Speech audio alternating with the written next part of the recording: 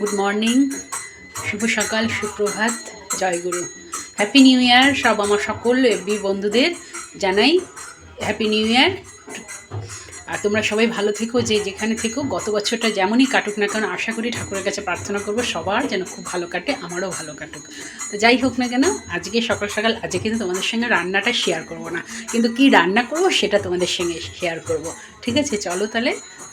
ওই চাল ভিজিয়ে রেখেছি, বুঝতেই পারছো এটা ফ্রাইড রাইসের জন্য। কিছু তো ভালো মন্দ কিছু খাওয়াতে হবে, তাই জন্য। আর এখানে কড়াই দেখো জিরে বসিয়ে দিয়েছি, জিরে ফোড়ন দিয়ে দিয়েছি। করব হলো এই যে ছোট আলু সেদিন যে ছাড়িয়ে রেখেছিল মেয়ে, সেই ছোট আলুর দম করব।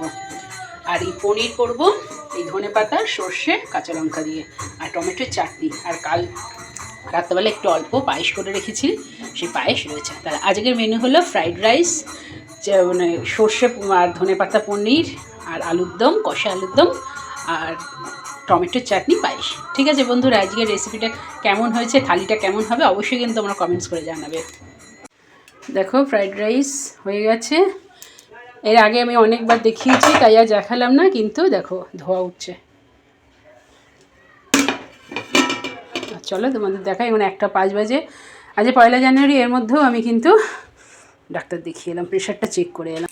প্রথমে মিষ্টান্ন দিয়ে শুরু করছি, তাহলে কিন্তু দিনটা ভালো যাবে, বছরটাও ভালো যাবে।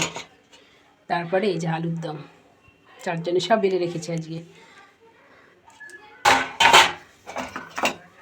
এই যে পনির, ধনেপাতা পনির, আর লাস্টে আছে কাজু কিশমিশ দিয়ে, নতুন গুড় দিয়ে টমেটোর চাটনি। তাহলে আজকের রেসিপিগুলো কেমন হয়েছে অবশ্যই থালিটা অবশ্যই কমেন্টস করে জানাবে। এবার ওইটা ফ্রাইড রাইসটা বেড়ে নেবো। দেখো বেড়ে নিয়েছি লাঞ্চ, এক ধোয়া উঠছে।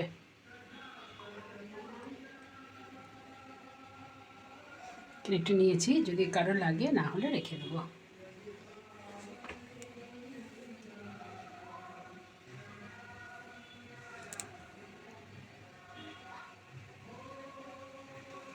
কেমন হয়েছে আজ 1 জানুয়ারি লাঞ্চের থালি অবশ্যই কমেন্টস করে জানাবে বন্ধুরা, পাশে থাকবে।